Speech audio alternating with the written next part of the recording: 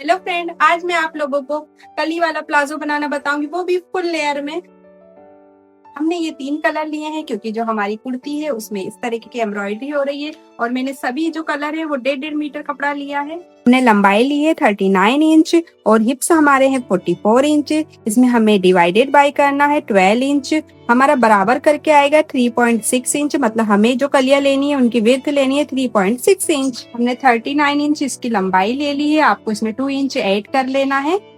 और यहाँ से हमें ऊपर की साइड से हमें जो हमारा 3.6 इंच विड्थ आ रही थी उसका हमें हाफ कर लेना है। तो हम यहाँ पे इसको इतने पे निशान लगा लेंगे। ये मैंने लिया है 1.75 इंच। हमें नी की लंबाई लेनी है 16 इंच पर। नी की लंबाई के यहाँ पे भी हमें 1.75 इंच पे एक मार्किंग कर लेनी है। नीचे की घेरे की जो चौड़ाई आप अपने अकॉर्डिंग ले सकते हैं, मैं लूंगी 11 इंच। हमें इस तरीके से हिप कर्व से यहाँ की मार्किंग को ऊपर की मार्किंग से मिला देना है। इस तरीके से हमें हिप कर्व की मदद से नी का जो हमने निशान लगाया है वहां से हमारे ऊपर के निशान को दोनों को मिला देना है। इस तरीके से हिप कर्व को हमें इस तरीके से करके यहाँ से हमें नीचे का जो हमारा कर्व का निशान है उससे मिला देना है। हमने दोनों निशानों को मिला दिया है। यहाँ पे हमारे इस टाइप का मार्किंग कर देनी है और ये हमारी कली तैयार हो गई है। सेम इसी तरीके से हमारी 12 कलियां हमें कट करनी है। अब हम इसकी कटिंग कर लेंगे। कटिंग आपको मार्जिन लेके करनी है। हाफ इंच मार्जिन ले सकते हैं, आप चाहे तो उससे ज्यादा भी मार्जिन ले सकते हैं। मैं हाफ इंच मार्जिन पे कट कर रही हूँ और इस तरीके से आपको यहाँ पे कर्व भी लेना है। और ये हमारी कली कंप्लीट हो चुकी है। यहाँ पे आपको एक टक्स लगा देना है, मतलब फुट लगा देना है, जिससे आपको पता चलेगा कि हमारी नी किस जगह आएगी।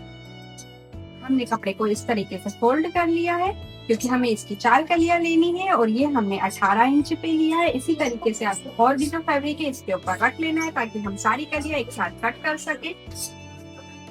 इस तरीके से हमने हमारे पेपर को इस पे रख लिया है और हमने तीनों कपड़ों को इस पे जमा लिया है। अब हमें इसे ड्रॉ कर लेना है इस तरीके से और जहाँ पे पुट है वहां पे हमें निशान लगा लेना है क्योंकि पुट हमें इसी जगह रखना है। इस तरीके से ये हमारा पूरा ड्रॉ हो जाएगा। ये हमारा कंप्लीट हो चुका है। नीचे से मैंने फोल्डिंग के लिए एक्स्ट्रा कपड़ा ले लिया है और ये कली हमारी कट हो जाएगी। हमने इसी तरीके से हमें 12 कलियां कट कर लेनी है। हम इसकी कटिंग कर लेंगे और यहाँ पे जो हमारा टूट है वहां पे टूट लगा लेना है इस तरीके से। तो ये हमारी 6 कलियां कंप्लीट कट हो चुकी हैं। अब हमें 6 कलियां और कट करना है। आप चाहे तो इसमें और भी कलर ऐड कर सकते हैं और इसी तरीके से आप कलियों को डिवाइड कर सकते हैं। ये हमारी कली कट हो चुकी है। यहाँ पे मैंने हुक लगा लिया है, देख सकते हैं। इस तरीके से हमने सारी कलियों को कट कर लिया है। हमने 12 ही कलियों को कट कर लिया है। अब हम इन्हें स्टिच करेंगे। इस तरीके से हमें कलियों को जोड़ लेना है। यहाँ से हमें पुट जो है हमें ये मिला के रखना है और अब इसको हमें हाफ इंच पे इसकी सिलाई कर देनी है।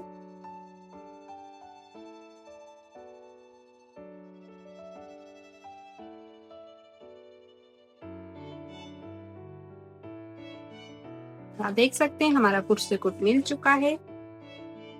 हमें पूरा इसको नीचे तक जोड़ना है।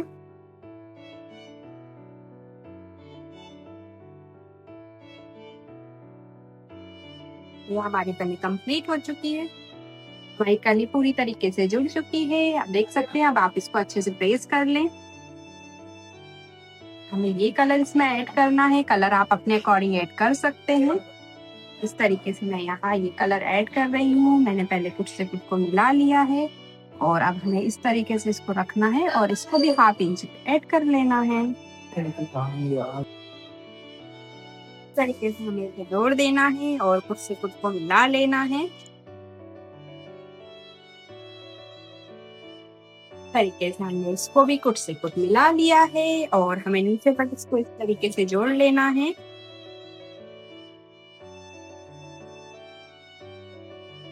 थोड़ा थोड़ा सा ये अनइवन आ सकता है, पर आपको अपने हिसाब से एडजस्टमेंट बिठा लेना है। जैसे कि आप यहाँ पे देख सकते हैं थोड़ा सा एक्स्ट्रा आ रहा है, तो मैं इसको कट कर दूंगी। और हमारी तीनों कलियां कंप्लीट हो चुकी हैं। इसी तरीके से आपको 6 ही कलियां जोड़ लेना है। 6 कलियां आपको इस पाँव के लिए जोड़ना है, 6 कलियां आपको उस पैर के लिए जोड़नी है। हमने सारी कलियों को ऐड कर लिया है और आप देख सकते हैं कि फिनिशिंग से हमारी कलियां जुड़ चुकी है। नीचे का फ्रेल भी हमारा बहुत अच्छा आ चुका है। अब हम इसके क्रोच एरिया को कट करेंगे। इस तरीके से हमने इसको फोल्डिंग करके रख लिया है और हमने एक एक कली एक्स्ट्रा ऐड करी है क्योंकि हमें क्रोच एरिया भी इसमें ही ऐड करना है। तो आप भी इस तरीके से एक एक कलियां ऐड कर सकते हैं। अब हम हमारे फिक्सिंग का जो नाप है वो लगा लेंगे। तो हमारा 44 फिक्सिंग पे था, तो हम 12 इंच लेंगे क्योंकि हमें 1 इंच सिलाई का भी ऐड करना है। और इसी तरीके से आप 1.5 इंच अपने बेल्ट का ऊपर निकाल कर 12.5 इंच पे आप अपना क्रोच एरिया ले लेंगे। और इस तरीके से आपको सीधी एक लाइन ड्रॉ कर लेनी है और यहाँ से आपको क्रोच एरिया ले लेना है। थाइज आप अपने अकॉर्डिंग ले सकते हैं, जो भी आपकी थाइज हो। जैसे मेरी 14 इंच है तो मैं 14 इंच पे मार्किंग कर लूंगी और इस तरीके से हम क्रोच एरिया का निशान लगा लेंगे। इस तरीके से हमें क्रोच एरिया को जोड़ लेना है। 8 इंच पे आपको मार्किंग करके सिलाई करनी है। क्रोच एरिया को जोड़ लिया है। इसी तरीके से हमें दूसरी तरफ भी क्रोच एरिया को जोड़ लेना है।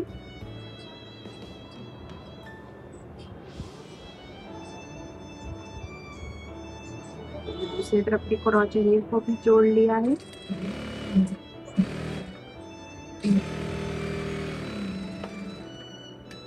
देख सकते हैं दोनों क्रोच एरिया हमारे जुड़ चुके हैं और कुछ इस तरीके से इसका पैर आने वाला है। अब हमें यहाँ पे एक मार्किंग करके और हमारी स्टिचिंग कर देनी है।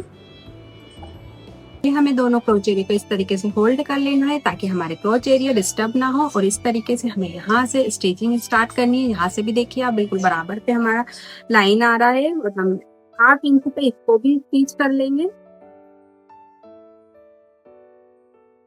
और इस तरीके से ये हमारा जो क्रोच एरिया है बिल्कुल परफेक्ट मैच हो जाएगा।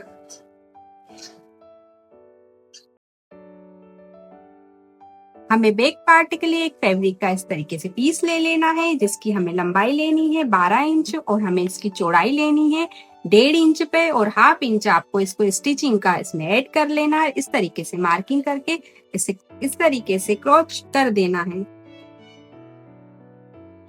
अब इस तरीके से हमें इसकी कटिंग कर लेनी है। यह हमें बैक पार्ट के लिए चाहिए क्योंकि बैक पार्ट में हमें 1.5 इंच एक्स्ट्रा चाहिए होता है। इस तरीके से हमने इसे कट कर लिया है। यहाँ पे एक फुट लगा लिया है, मतलब बैक पार्ट और फ्रंट पार्ट को अलग अलग कर दिया है हमने। और यहाँ से हमें इसको ऐड कर देना है।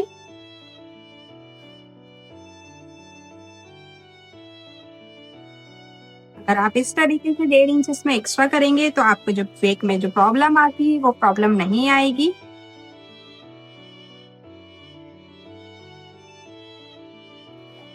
और इसका जो हिप है वो एकदम परफेक्ट तरीके से बैठ जाएगा। ये हमने इसमें ऐड कर दिया है।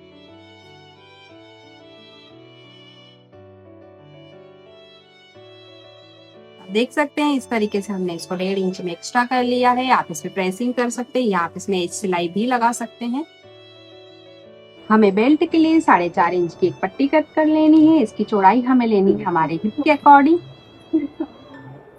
इस तरीके से हमें इसमें बेल्ट को ऐड करना है। आप चाहे तो पूरे में इलास्टिक लगा सकते हैं, आप चाहे तो आगे बेल्ट में इलास्टिक भी लगाना चाहें तो आगे आप पट्टी भी ले सकते हैं।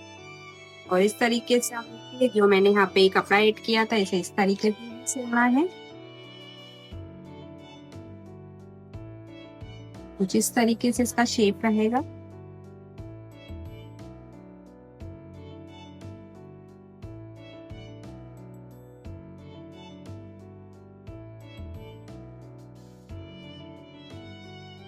तरीके से हमें इलास्टिक ले लेना है और यहाँ पे इसको रखकर इस तरीके से इसमें फोल्डिंग डाल देनी है। और यहाँ पे हमें एज पे सिलाई चला लेनी है।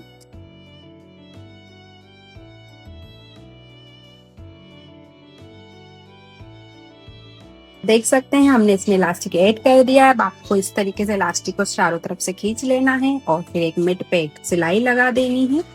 इस तरीके से मिड पे खींचकर आपको सिलाई लगानी है जिससे हमारा जो कपड़ा है वो चारों तरफ बराबर रहता है और इलास्टिक भी पूरी तरह से बराबर खींचा हुआ आता है। इस तरीके से हमें खींच खींच के सिलाई लगानी है आप देख सकते हैं कितनी फिनिशिंग से सिलाई लगेगी अगर आप इस तरीके से लगाते हैं। आप चाहे तो इसमें और भी सिलाई लगा सकते हैं। मैं इसमें 3 सिलाइयाँ लगाती हूँ, पर अभी मैं फिलहाल एक ही सिलाई लगा रही हूँ। आप चाहें तो एक ऊपर और एक नीचे की साइड सिलाई लगा सकते हैं, जैसे कि आप एक सिलाई यहाँ पे और एक सिलाई यहाँ पे भी लगा सकते हैं, उससे भी बहुत ज़्यादा फिनिशिंग लगती है। नीचे आप इस तरीके से इसकी फोल्डिंग कर सकते हैं। आप चाहे तो एक कपड़ा लगा के भी फोल्डिंग कर सकते हैं, उससे भी बहुत ज़्यादा फिनिशिंग आ जाती है। इस तरीके से आपको इसको फोल्ड कर लेना है।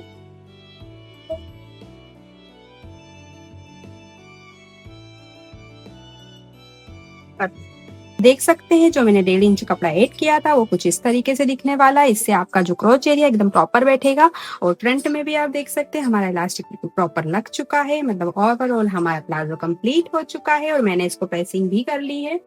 आप देख सकते हैं हमारा प्लाजो कंप्लीट हो चुका है और इस तरीके की वीडियो के लिए आप मेरा चैनल सब्सक्राइब कर लीजिए और बेल आइकन को क्लिक कर दीजिए और लाइक करिए, शेयर करिए आगे। और मुझे बताइए कि आपको ये प्लाजो का वीडियो कैसा लगा, इसका फुल फ्लेयर आपको किस तरीके का और चाहिए, इसमें आप और भी कलियां ऐड कर सकते हैं।